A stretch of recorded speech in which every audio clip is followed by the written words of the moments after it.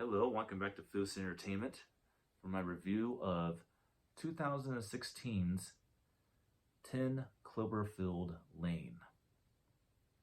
Well, this is where it gets better from the last one. But obviously, I'll be talking about the plot of the film, the world's opinion of the film, my opinion of the film, and this was my first time watching this film on my ad. Give the film a ranking. There's not really any trivia to be had about this,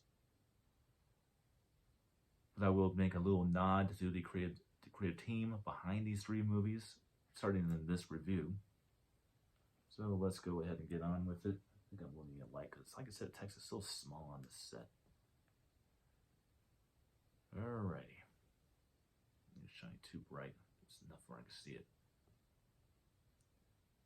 Outside is dangerous. Inside is terrifying, and the deliciously twisted thriller from producer J.J. Abrams that's big on chills.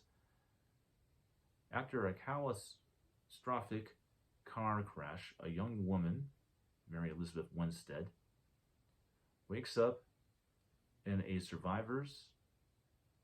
survivalist's underground bunker. He claims to have saved her from an apocalyptic attack that has left outside world uninhabitable.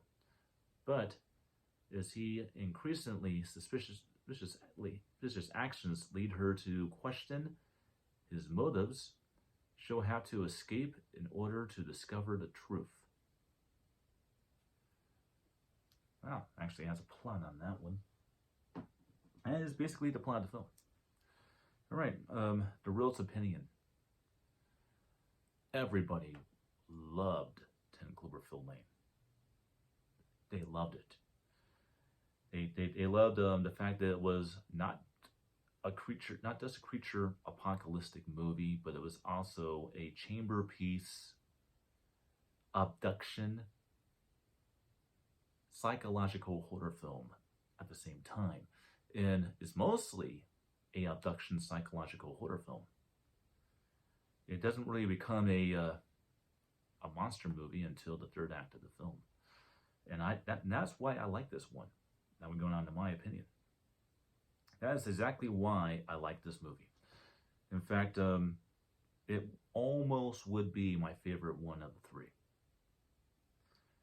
and it would have if the third film wasn't as good as it is. But the third film is actually pretty good, and I didn't think I would like the third film. If I went into that one, this is going to be a weak link, and it almost was the case.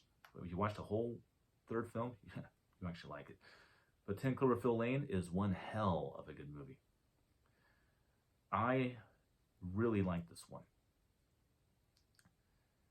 When I think of John Goodman, he always plays a protagonist. The only time I've ever seen him play an antagonist is only after he's been, possessed by a demon. And that, of course, is towards the end of the movie Fallen with Denzel Washington. It's another great film. I wish I had so I could review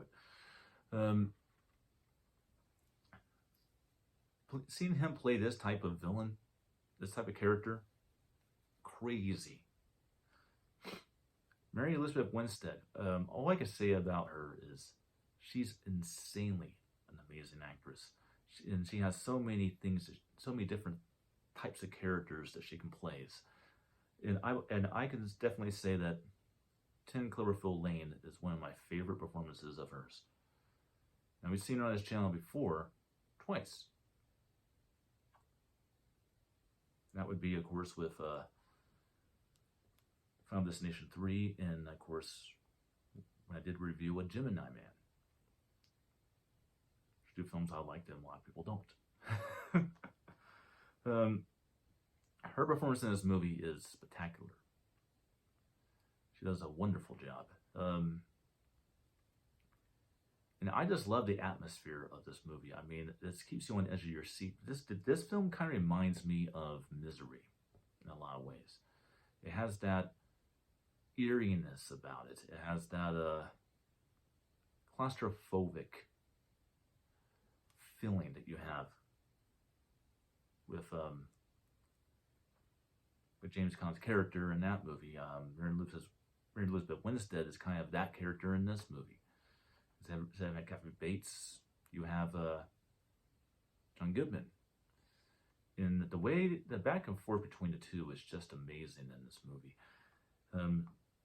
It's just a great movie. I just cannot stress enough how thrilling this movie is. You will be on your edge of your seat from beginning to end. This is a movie you're not going to want to leave the room. You don't want to pause the movie because you just want to sit there and be in the experience of the film. All right, now let's go ahead and talk about what I think is unique about the Cloverfield movies. You see, Cloverfield is just a kind of generic found footage movie to me.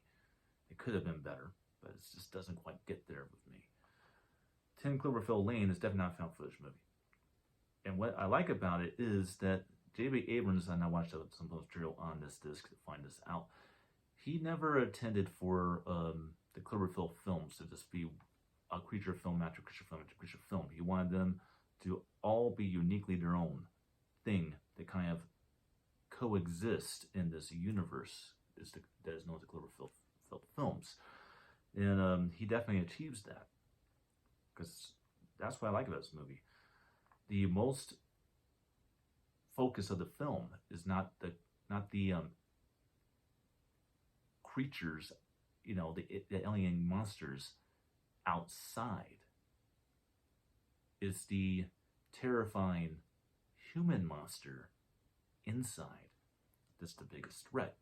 And I just find that really cool how they did that. And that was intentional because they wanted these films to kind of stand on their own 2 feet.